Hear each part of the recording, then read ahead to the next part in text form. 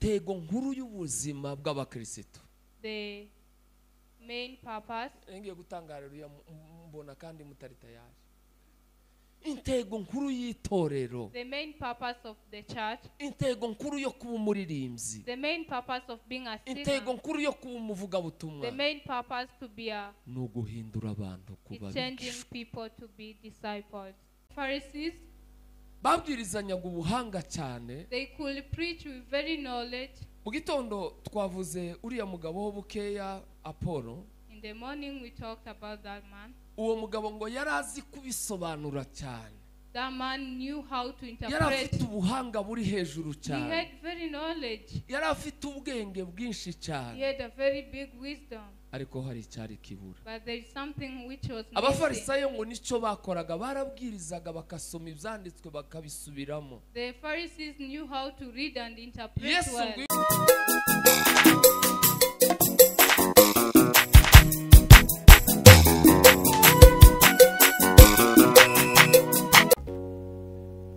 Amen. Bwana Yesu asifiwe. Mutesi natambuke dufatikanye. Ndanyuzwe yabyinnye cyane. Abe nk'uruhuka. Icyo giterane muzobyinamo ni ikihe?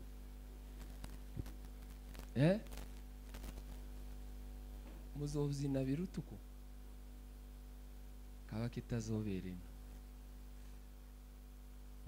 Icyo ndaco ndagipinze.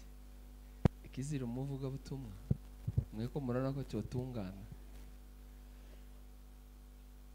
Niko wavuze. Bwana Yesu asifiwe. Turakomeje n'amateraniro. Masaha ageze kure. The time is going.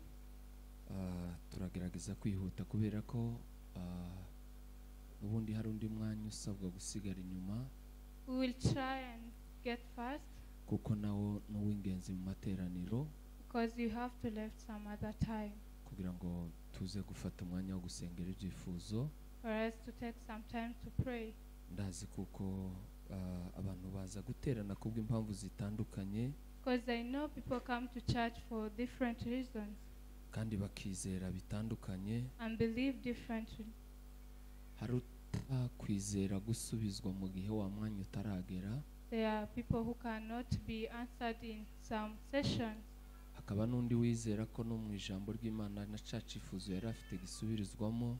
And the others think that they can be answered in word of God. Hakaba n'undi wizera ko cyagihe mu gisirimba n'ubundi kikivuyeho ashobora gusubizwa. Others they believe that they can be answered through dancing. Niyo mpamvu rero byose bigomba kuba kiasi. That's why we have to balance everything. Kugira ngo abantu bose bagire icyo bagabana. For all of us to share. Kuko inyota ziratandukanye. Because we desire differently. Nanjye ndabakiriye muri uyu mugoroba. I welcome you too. Turashima Imana yabanye natwe mu gitondo. We thank God for being with us in the morning. Abateraniye hano. Those who came to church in the morning.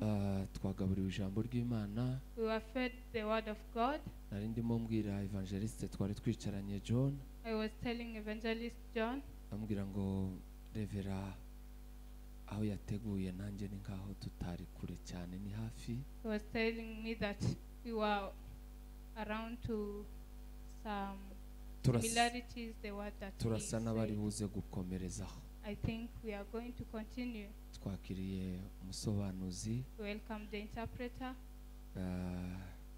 Ko baraza bahaba bimenya cyane. They are trying. Mana ibafashe. May God help us. Impano ziratandukanye. Talents are different. Kandi zose zigira umumaro. And all of them they have values. Hari umugabo umwe nzi wiri iwacu. Is one person that I know. Yagiraga rero n'ubu aracyayigira agira ikiritire mbi aza yandika nabi. He really had bad handwriting. Ngo buce aratubwira umunsi umwe. So one morning he told us. Ngo yagiye gusenga Imana. He went to pray God. Aje kubaza Imana sinzi nimba nayo ari izi zitanga ama ekiritire. he asked God, why am I having bad handwriting? waje kubwira Imana ngo siwe ni gute atazayandika neza. He asked God, why don't I write well? Ngo Imana iramubwira ngo ntagire ikibazo. God told him, don't worry, ngo igihe cyose azoza bafite sekreteri. because every time he will be having secretary. Ya icyo naringiye kuvuga, What I was trying to say, hari abantu bitarakunda ko mvugana nabo, Mutesi ari iruhande kugira ngo avugane nabo. there is those people that I cannot talk to, but the Niyo- interpreter is here. niyo mpamvu rero That's ara- why ari ab'ingenzi cyane. we are important. Dusome urwandiko Pawulo yandikiye Timoteyo rwa mbere, Let's read in the book of 1 Timothy, igice cya 4 chapter 4, murongo wa 16. verse 16. Mwovuga ngo amen. Can you say amen? Uzi ko mukiri mu gitaramo. You are still in church. Mani wa umugisha. God bless you. 4:16 mu rwandiko Pawulo yandikiye Timoteyo rwa mbere, 4:6 in the book of 1 Timothy. Bibiri iravuze ngo wirinde ku bwawe no ku nyigisho wigisha uzikomeze, kuko nugira utyo uzikizanwa n'abakumva. Amen. Amen. Ya tugiye kuganirira ijambo mu mwanya tuza gukoresha, We are going to talk in a little time. rivuga ngo gukizanwa n'abakumva. The word, wewe ugakizwa, you get salvation, wamara n'abagutegera nabo bagakizwa. and those who hears you, they get saved. Babitubwiye mu gitondo, They told us in the morning. mbere yatubwiye uburyo ko abantu benshi bavuga ibyo ariko batabizi neza. The Reverend told us about people talking things that they don't Bavuga believe in. Imana batazi neza. They talk about God whom they don't know well. Babwiriza Imana itari nyamana. They preach to God, not to the real Bari God. Imana ihitabazi. They sing to God. Ni amakuru bafite kuri yo. They have the news to God. Ariko rero uyu munsi ndashaka ko tuganira ijambo rivuga ngo gukizanwa n'abakumva. I want to tell you today to be saved with the people who are listening to you. Muri iki gice dusomye Pawulo yandikiye Timoteyo, In this part that we have read, yagiye amwandikira amakuru menshi amwihanangiriza, he was telling him, agenda amusubirira mu bintu cyane. he continued repeating to Muri things. iki gice ndaza kuvuga amagambo agera kuri 4 yamubwiye, In this chapter, I'm going to say 4 words that abari he yaza told him. gusoza avuga ngo nubigenza gutya, That's what will end saying. ibi nibikubaho, These things, when they happen to you, uzakizanwa n'abakumva. you will be saved with those who hears you. Dufite ikibazo gikomeye cyane, We have a very big problem kubwira abantu guhinduka, telling people to change, kubwira abantu umuti utaraguhinduye, to tell people the medicine that have kubwira not, abantu amagambo yo kubahindura wowe ataraguhinduye. to tell people the words that will change them and they Ni haven't changed ikibazo you. gikomeye It's a cyane, very big problem. kubwira abantu kureka ibyo wowe To utaretse. tell people to change and you haven't changed. Nasomye igitabo ubushize nari ndimo nsoma, I read a book. yaravuze Rick Warren muri icyo gitabo cye, He said, aravuga ngo impamvu Yesu ngo inyigisho ze zazanaga abantu cyane, the reason that Jesus taught people and people could come, igituma Yesu yabwirizaga abantu bagakizwa the byoroshye, reason that Jesus could preach and people get saved, bitandukanye n'ibyo abafarisayo bari basanzwe bavuga. different from Pharisees. Babwirizanyaga ubuhanga cyane. They could preach with very knowledge. Mu gitondo twavuze uriya mugabo wo bukeya Apollo. In the morning we talked about that man. Uwo mugabo ngo yari azi kubisobanura cyane, That man knew how to yari interpret. afite ubuhanga buri hejuru He cyane, had very knowledge. yari afite ubwenge bwinshi He cyane, had a very big wisdom. ariko hari icyari kibura. But there is something which was missing. Abafarisayo ngo nicyo bakoraga, barabwirizaga bagasoma ibyanditswe bakabisubiramo. The Pharisees knew how to read and interpret Yesu ngo well. iwaze azazanye amagambo yoroheje, Jesus, when he came with easier words, ariko akavuga ayo asa nayo, but he talked what he looked like. akavuga ibisa n'ibyo akora. He talked the thing that he did. akavuga ubuzima abayemo. He said the life that he lived. Ngo icyo nicyo cyatumaga bizana abantu cyane. That's the reason that people could come to him. Icya kabiri ngo yabivugaga byoroheje. Secondly, he could talk it easier. Abo ngo binjizagamo theology ndende cyane abafarisayo. Pharisees could speak in very theology language. Yesu ngo aze abashira mu buzima busanzwe. But Jesus, when he came, he putted them into an easier life. Yaje kubwiriza akavuga ngo umubizi yasohoye imbuto. When he could preach and he said akababwira ngo ndi umwungeri mwiza. He could say that he's a very ibintu zoroshe basanzwe babamo.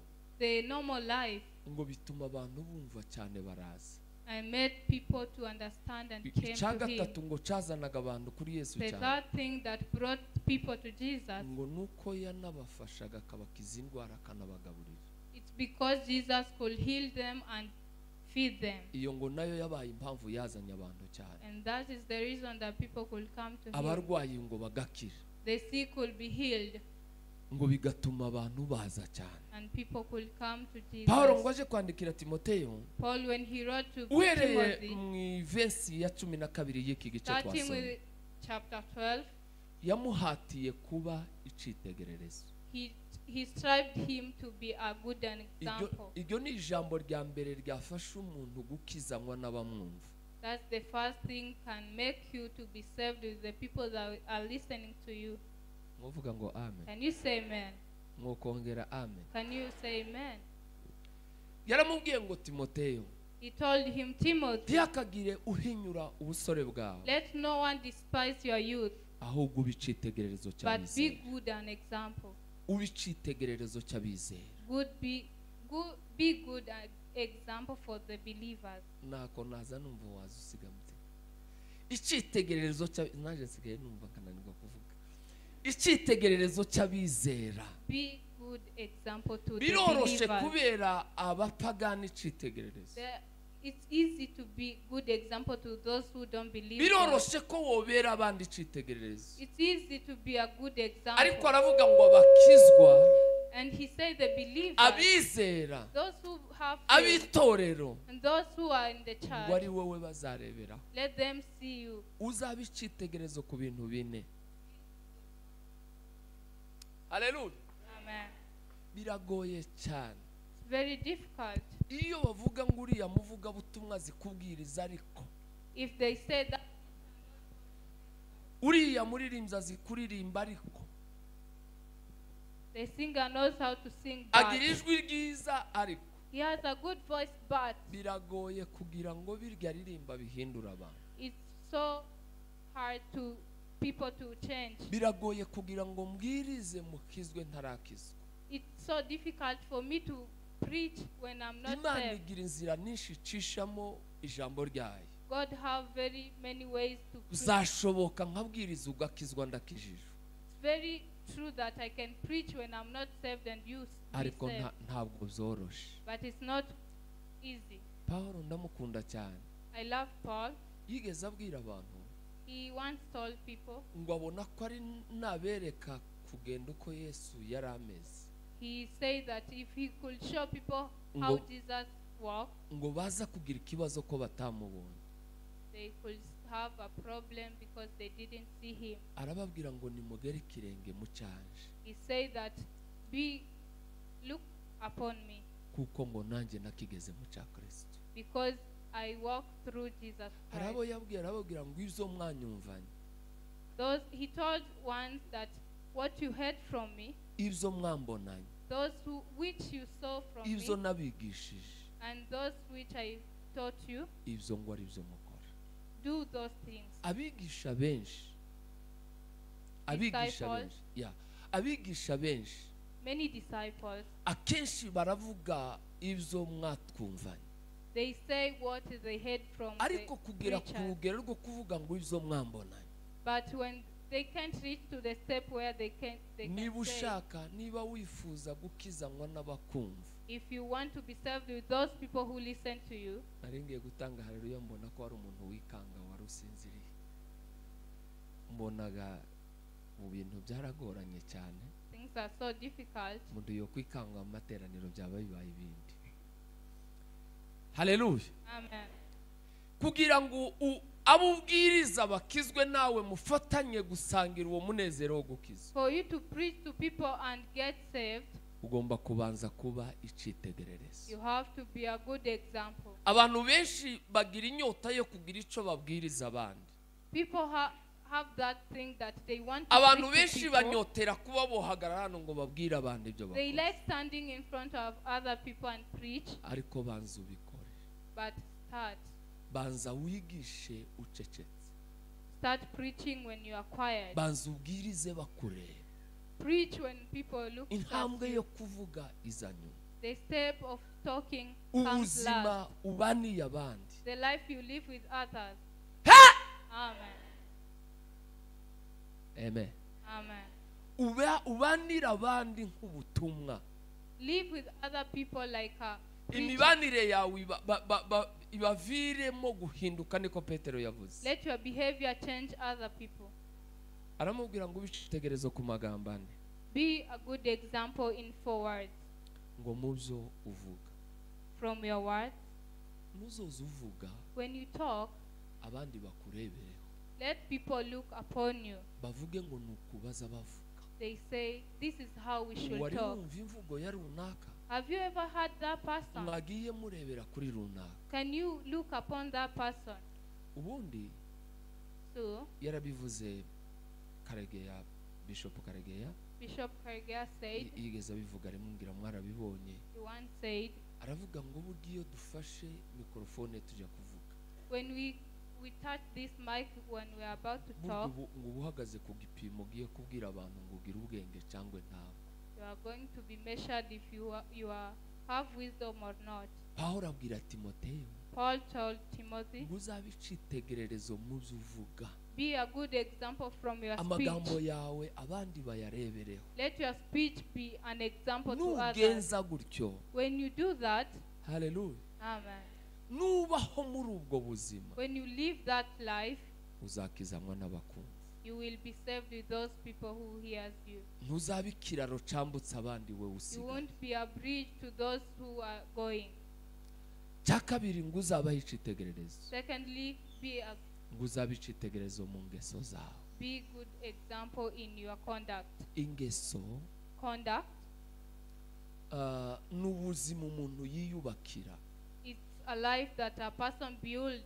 Ikintu iyo ugenda ukigarukamo cyane, If you continue in one thing, irashobora kuba ingeso, irashobora kuza ituruka kubukomokaho, it can come from your elders, ariko kandi izindi ngeso ziraremwa n'umuntu. Icyo usubiyemo kenshi but some conducts are built by you. gihinduka ingeso. If you continue in that Bakavuga way, ngo uyu muntu agira iyi ngeso. it becomes your conduct. Umuntu wigeze atubwira Someone told us, ngo abantu baza babesha, those people who lie ngo akenshi ni abantu bakunda kuvuga cyane. are likely to be those people who like to Noneho speak ngo a lot. akavuga ayo yari afite agashira.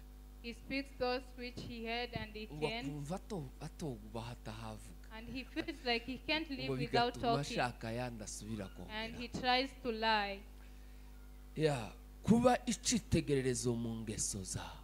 To be a good example in your conduct. Umuririmbyi yararirimbye A singer sang, aravuga ngo ingeso z'abantu benshi, he said in ingeso z'abantu bamwe some conducts, ngo zihejeje abandi hanze. they make people not to come into the Christ. Ari umwanditsi wanditse, One wrote, amen. amen. Muracyari hano. Aravuga, yavuze ko mu buryo nyabwo uko byakagombye kuba bimeze. He said in the good way, umuntu uje mu ikanisa, a person who is coming to church, umuntu witeguye kuza gukizwa, a person who is ready to be saved, uvuge ngo amen. say amen.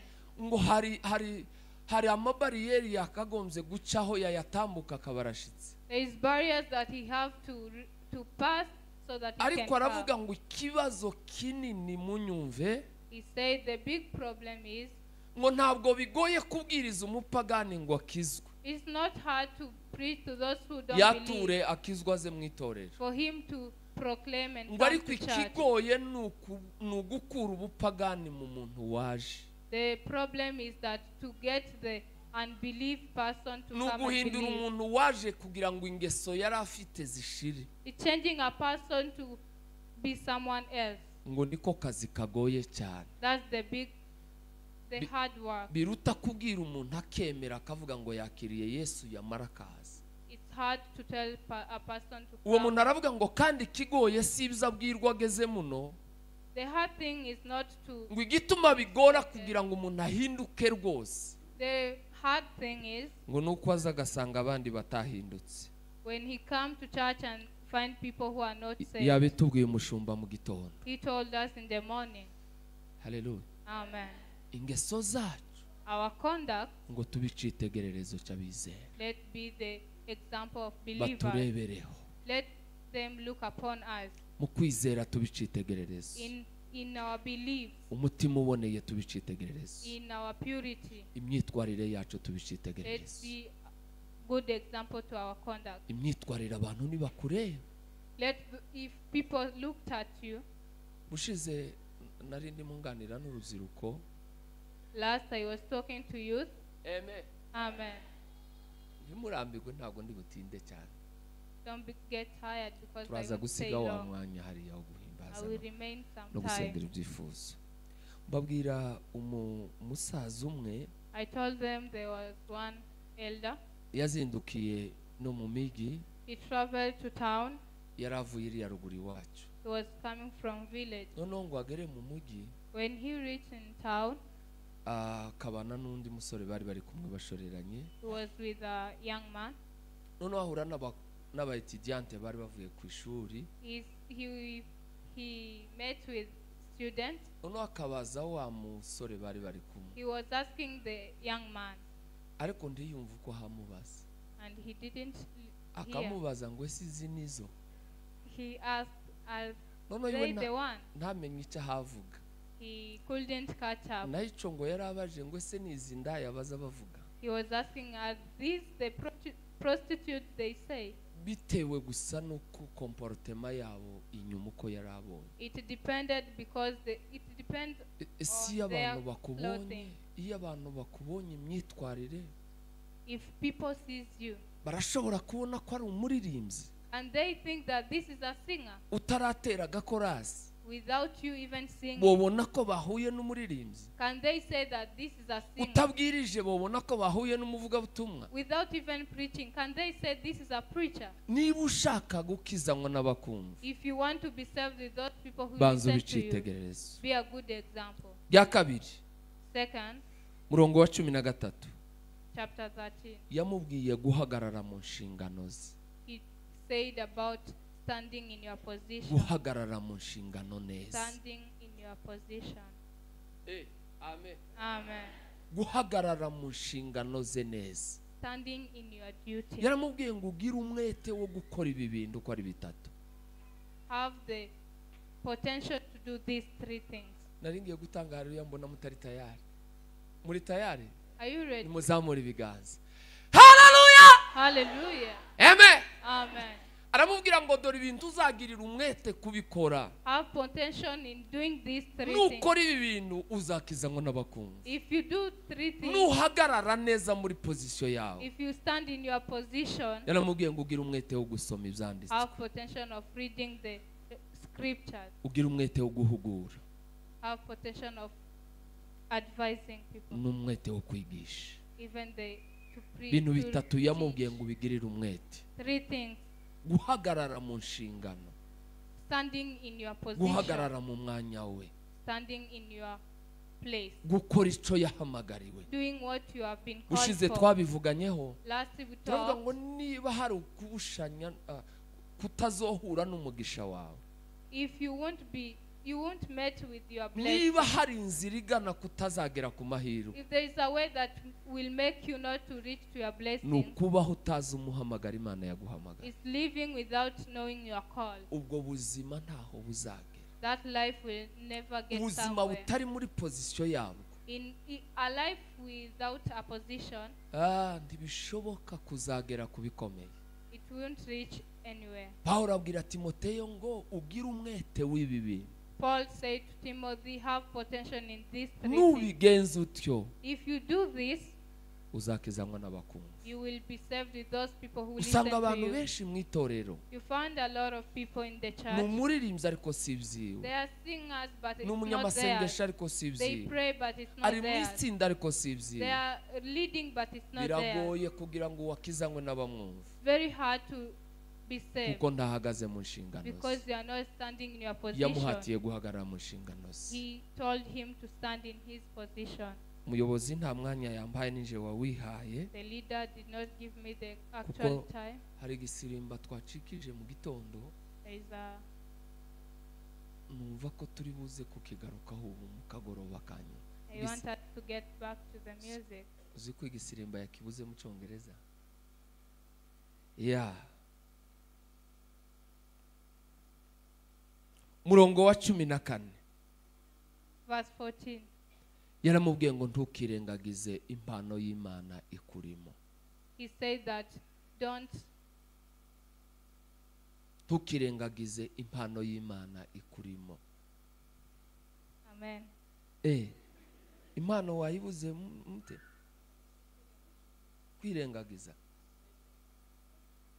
Kwirengagiza ngo ni gute? Ni mukuzane mu Cyongereza bagifite. Don't ignore the talent that is in you. Kutirengagiza impano Imana yaguhaye. Don't ignore the talent that is in you. Iyo umuntu atirengagije agakoresha impano ye neza, If a person doesn't ignore and works in his biroroshe talent, kugira ngo akizanywe n'abamwumva. it's very easy to be saved. Ikintu tugomba kumenya ku mpano. What we have to know in talent, Amen. amen. Impano A talent, Imana yaduhaye a talent from God itandukanye n'iz'abantu bahanana. is different from those which people give to Iyo you. umuntu avuze ngo nguhaye impano, If a person tells you, I give you a talent, ufite uburenganzira bwo kuja kuyikoresha uko watekereje iriya. you have all rights to do whatever you Ariko want with impano it. y'Imana yaguhaye But a talent from God, ntabwo ari uko bimeze. it's not that way. Sinzi niba ari Imana yabaye mbi kuturusha. I don't know if God is Ni bad. ukuvuga ngo iyi impano yaguhaye If God gives you a talent, ifite kuzakubaza icyo wayikoresheje. He will ask you what you used for. Ni ukuvuga ngo Imana yarabivuze, sinzi umugabo wabivuze ngo Imana ntabwo izigaba izitiza. God doesn't give, but He assists, Gukoresha impano yawe, working in your talent, kutirengagiza impano Imana yaguhaye. not ignoring your talent. Nubigenza gutyo, If you do that nukoresha impano yawe, and work, nugira umwete wo gukoresha impano yawe, you should work for your talent. uzakizanywa n'abakumva. You will be saved with those people who listen to you. Amen. Amen. Cyo ni kimwe ugomba kumenya ku mpano y'Imana. That's the first thing that you should know. Yaririmbye umuririmbyi aravuga ngo ko nakugabiye impano wigeze kuyintura iki? A singer sang and said, I gave you a talent. Ugomba kumenya impano yawe, You should know your talent. cya kabiri ukamenya ko uzayibazwa And secondly, you should know that you will be asked mu gihe utayikoresheje. in a time that you are not using it. Cya gatatu ukamenya ko uzayishimirwa mu gihe wayikoresheje neza. Thirdly, you will be Uzabihemberwa mu gihe wayikoresheje neza. you will be gifted for you working in your talent well. Amen. Amen. Kane, So, twari tuvuze ngo ibintu byatuma ukizanwa n'abakumva, ibyo Pawulo yanditse muri ariya mavesi. things that can make you to Icya be mbere yaramubwiye saved. kugira ngo ukizanwe n'abakumva, One, he says, first, he says, nuko uwemera ukabica itegererezo. it's you to allow yourself to be Bantu a good bakakurebera. example. People to look upon you. Abizera bakakurebera, Believers to look upon you. bakakwigiraho utavuze. They learn from you Icyo without gihe nubigenza speaking. gutyo If you do that, bizoroha. it will be easy. Cya kabiri twavuze ko ari uguhagarara mu nshingano neza. Secondly, we say that it's standing on your duty. Guhagarara mu nshingano zawe neza. Standing on your duty. Umushumba agahagarara nk'umushumba. A preacher stands like a preacher. Umushumba agahagarara nk'umushumba. A A pastor stands like a pastor. umuvugabutumwa agahagarara mu muvugabutumwa, A preacher stands like umuririmbyi agahagarara mu a mwanya we. singer sings. Igeze abivuga Nehemiya, Nehemiah said, aravuga ngo twiciye amashinga ngo umuntu ari kure ya mugenzi we wanyitera, umwe ari hari undi hari. yeah, we are distancing ourselves. Ngo umurimo kurakorerwa hagutse. Work is done in a Iyo buri long wese way. ahagaze mu mwanya we, If everyone stands in their position, biroroha kuzamura umurimo. it's very easy to stand. Ariko iyo umuntu atamenya umwanya we, But if one doesn't know his ateza jam. duty, makes jam. Cya gatatu ni ugukoresha impano yawe neza. Third is using your talent well. Tukirengagiza impano y'Imana ikuri. Don't ignore the talent of God which is in you. Tugeze kuri kane, We are in God. tugomba gukura, We have to grow. tugomba kuva mu rwego tukaja mu rundi. We have to come from Murongo wa one 15. path to other. Verse 15. Yaramubwiye ngo izo uzumve kandi ubizirikane, He said, listen, and kugira ngo kuja imbere kwawe, for you to take a step, kugira ngo kuja imbere kwawe. for you to take a step, Ubundi ubukristo, being ubukristo righteous, uravuka you are born, wamara ugakura. then you grow.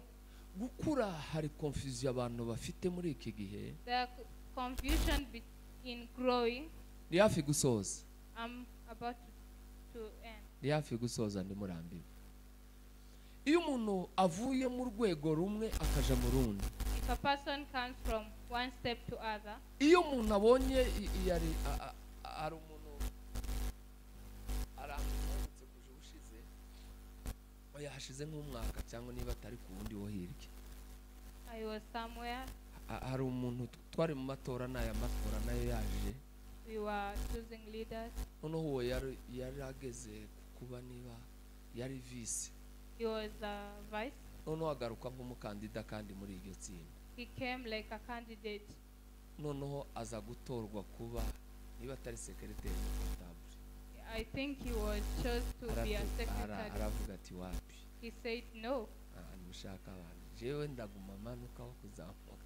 He said I can't Narenze ngo continue ndatorwa going down. nigire haruguru, none ubwo bibaye ibyo kumanuka. I thought I would rise. Nimushaka uyu wari unkurikiye ari uhaje ati byo kuntu. He said it wouldn't be Abantu possible. bafite confusion mu mitekerereze, People have confusion in their mind. akumva niba hari inshingano zindi yazamutsemo, He thinks if he has been risen up, agatekereza ko ariko gukura mu gakiza. he thinks that that is growing.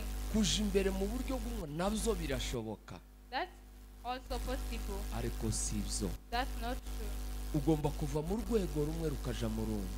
You have to come from one place to Paulo another. yaravuze yandikira mu rwandiko rw'Abikorinto, Paul said, aravuga ngo akiri umwana yavugaga nk'umwana, when he was a child, he yatekerezaga nk'umwana, thought like a ariko ngo child. maze gukura mbivamo. But when he Hari grew up, urwego ugomba kuvamo there is a place where you should kugira get ngo out ukizanywe n'abakobwa. for you to Mu be by'ukuri saved hari with igihe those people who listen witegereza, to you. hari igihe umuntu yitegereza abakristo bamwe There is some time I look at some ugasanga believers. n'imyaka myinshi amaze mu itorero, I find that there's many years that he is ariko in church, ugasanga aracyari umwana wo kuri muzigama.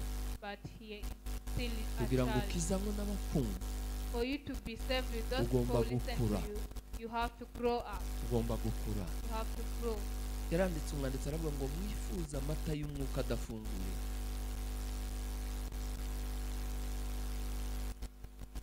Desire the meat.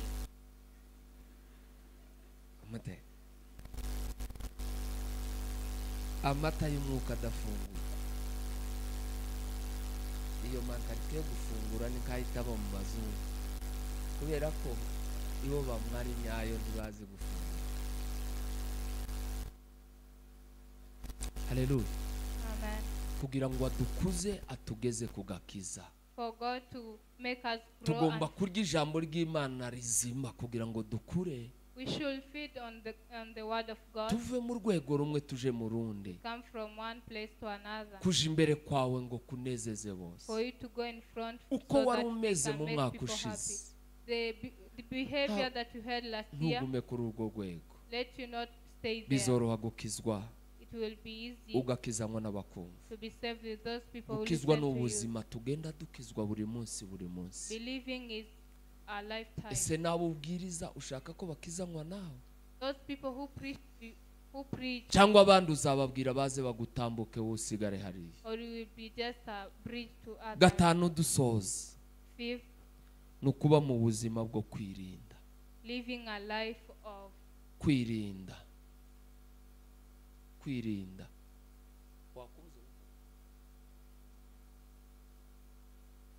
Kwirinda ni gutema.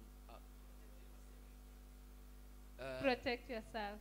Living a life of protecting yourself. Controlling yourself. Niko bavuze hari haruguru nanjye nakumvise. Nukwirinda. Controlling yourself. Kuba mu buzima bwo kwirinda. Living a life of controlling yourself. Nuko mwirinde cyane uko mugenda mutagenda nk'abadafite ubwenge. A singer sang that niko Paulo yanditse. Try and live a life. Paulo yandikiye Abaefeso. Paul wrote for Ravuga ngo mwirinde cyane uko mugenda. Try and protect yourself. Utagenda nk'abadafite ubwenge. And walk like kandi ngo mucunguze uburyo umwete. And try to make your time. Kuko iminsi ari mibi. Because time is not. Iminsi ni mibi. Iminsi ni mibi. Days are not good. Tugomba kuba mu buzima bwo kwirinda. We should live a life of controlling ourselves. Nukugenda twirinda. And living a life of uyu muhanda ntabwo ari munini. This road is not big. Bisaba kuba maso. We have to be very ukareba aho ushinga ibirenge. You look your steps. Ukareba aho ukandagira. And where you are stepping. Aramubwira mu gice umurongo twasomye. He said, aramubwira ngo nubigenza utyo. If you do that, nuba muri ayo maisha. If you continue living nubaho that life, muri ubwo buzima. If you continue living that life, Amen. Amen. Uzakizanwa n'abakumva. You will be saved to those people who listen to you. Bavandimwe nsoza.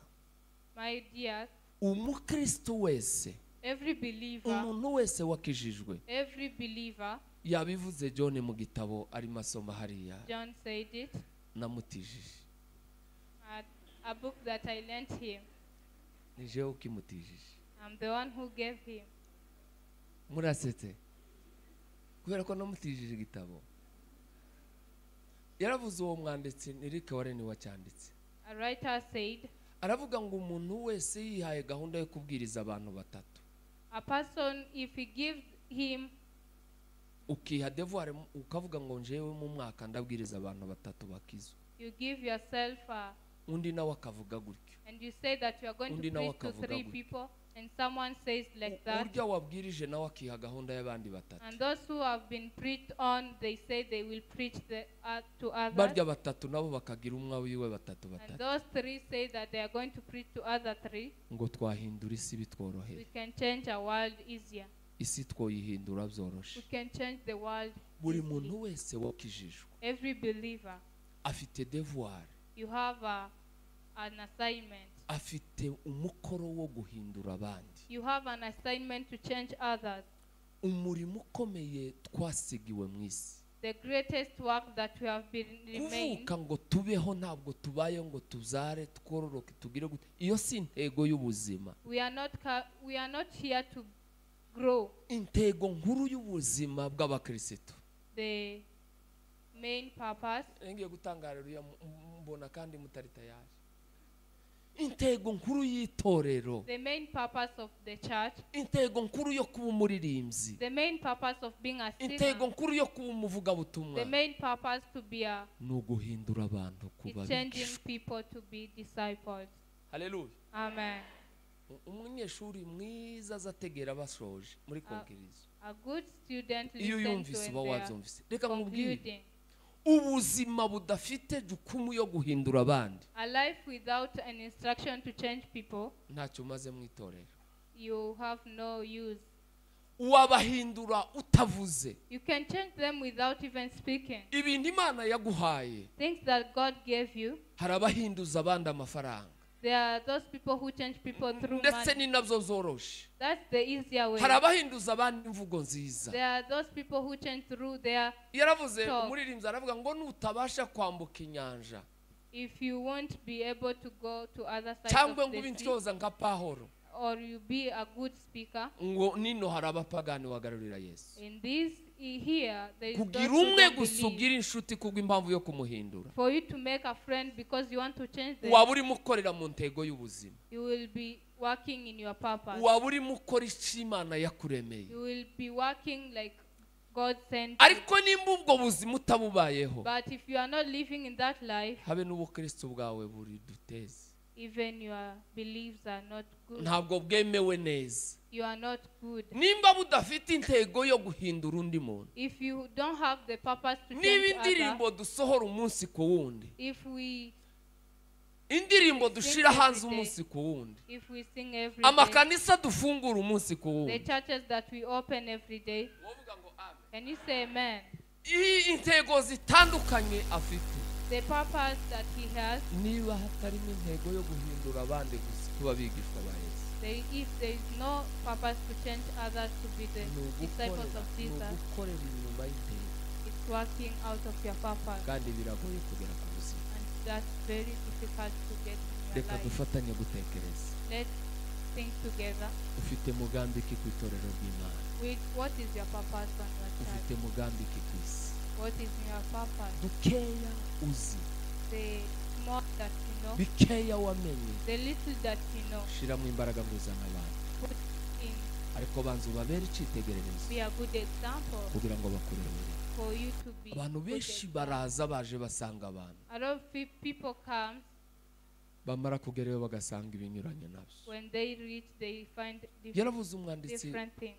Petero yarabivuze Peter said, niba atari Yakobo if it's not James, nibo baturanye ntimuzi ko rero begeranye hariya I think they are neighbors. ni muri karitsiye imwe nibo bafitanye imipaka They're in the same street. yaravuze ngo se ngo amakimbirane muri mwebwe azavahe He said, conflict, where does conflict come intonganya from? muri mwebwe zivahe The conflict, where do they come aravuga from? ngo biva mu birwanira muri mwebwe He said that there's those things that are intego in you. nyamukuru y'itorero The great purpose of the niba church. warakijijwe kugira ngo ubone ifaranga If you believe so that you can get money, turamenya intego yo gukizwa you haven't known your purpose. twarakijijwe kugira ngo dukize abandi We were saved because tubayeho we should icyo save Imana others. ngiye gutangarira kandi nimuzamure ibiganza noneho tuyitange tuzamuye ibiganza haleluya icyo Imana iza yitegereza umuntu ikavuga ngo uyu ari muco yaremewe If God sees you and says this is the right person, niba iyi mikoro barayitekereje kugira ngo itange ijwi ikaba irimo iritanga bigakunda if this mic was created to pass ibaze voice, nawe kuri musohoza icyo waremewe are you living in a life that you are created for? ntiwaba urimo ukora icyo utaremewe Do you think that you are doing the right thing? amen Amen. ese ni gute yagiye uriya muririmbyi yaririmbye ngo gukora umukoro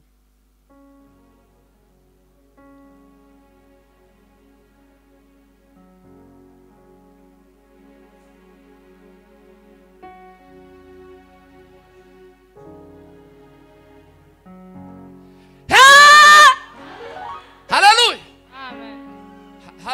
habe natwe iyo twitegereza Even as if we see, iyo nitegereza nkareba if I look iyo clearly, tubanyujijemo amazi if I look clearly, nk'abagiranye iminsi inama like you are hari uzi ureba fellow ukavuga ngo neighbors, pozisiyo arimo kweli if you see someone, you say this person, ntarabimenya he is not ntazi ready. icyo yagiye gukora He hariya doesn't know what he's doing. turiho kugira ngo duhindure isi We are living because so Uruhare- that we can change the world. uruhare rwawe ni uruhe What is your ni purpose? amasengesho se Are they prayers? ushize yarabona ari ndimo mbibwira Lastly, I was saying, ndabwira ngo gufata igihe usengera ivuga butumwa taking a lot of time for ugira you iminota to, ingana gute yo gusengera abavuga butumwa what is your time niba praying for udashobora the kuba wa preachers? explica ikintu ngo usobanurire umuntu Yesu If you can't explain to people about ukenewe Jesus, gufata umwanya w'igihe cyo gusenga usengera you guhindura have abantu to take time to pray. niba udafite umwanya wo kubisengera If you don't have time to pray, ufite umwanya wo gutanga ituro ryo gufasha iryo vuga you have to give out tithes. ntawavuga ngo iwe ntacyo adashoboye You can't say that you are useless. uwihe gahunda nawe muri uyu mwaka twatangiye Make yourself useful. tugiye gusoza ukwezi kwa mbere We are going to the end of this month. haleluya Amen. turacyari ko dutangira umwaka We are in the beginning of the iheze year, intego y'ico uzakora make a purpose of what you will kugira ngo do intego y'inyungu y'ubwami for the purpose of the amen. heaven. Ninde tuzarangiza umwaka yagize uwatuzanira Who ngiye will kuvuga bring ngo one muzamura person amaboko to God? ni muyazamure mu mutima. Haleluya. Amen. Abantu benshi kera bayazamuye. Akazi kanyu ni ukubazana bakagera hano, Your work is just to bring them here, hanyuma kacu nako kakaba karatangiye. and there starts Mirimo ndigabuye Ozbo, works are divided. wowe turabanaga abo navuze ba hano gutangira guhindura hano, I think we work together, ariko kiriya ngo ntikagoye ngakahana. but the outside Iyo niyo is ntego very y'ubuzima. difficult. That's the purpose of Aravuga ngo life. nubigenza gutyo He said if you do that, uzakeza ngo nabakumva. you will believe Ibyo tuvuga, what you speak ibyo turirimba or what we sing. bise n'ubuzima tubayemo, Let look like the life we are bizatworohera living. guhindura abantu. It will be easy for Hari us. umugabo twabanye There is this person, baririmbaga iriya ndirimbo yo mu gushimisha, we sang, indirimbo izivuga ngo izo ntunze naje ubwanje n'iby'uwo mucunguzi. my wealth is Yari for yarambwiye the ngo iyo Christ. Vince ntazayiririmba ngo baza bagera aho agatambuka, He said when they reach there, ngo he kuko could ntibirakunda skip kuri we. because it was not possible for Tuza him. dutera hano dukorasi twinshi Let us sing. tukabisubiramo kenshi We repeat a lot. tukabiririmba, We sing them. ariko wasubiza guhuza nuko tubaye. But when you connect them, Haleluya. amen. Twitange kubw'umurimo w'Imana Let us give ourselves kugira for ngo the work hagire of God. hagire umwe mu bwami For one person in the uzirata kingdom, ko hari icyo wakoze ku buzima bwe. for them to be great. Imana ibahe umugisha. Amen. Amen.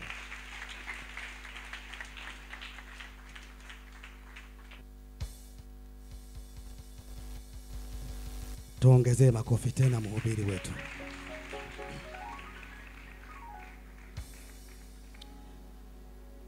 Pastor leo amekuwa mwalimu na amefundisha kwa upole.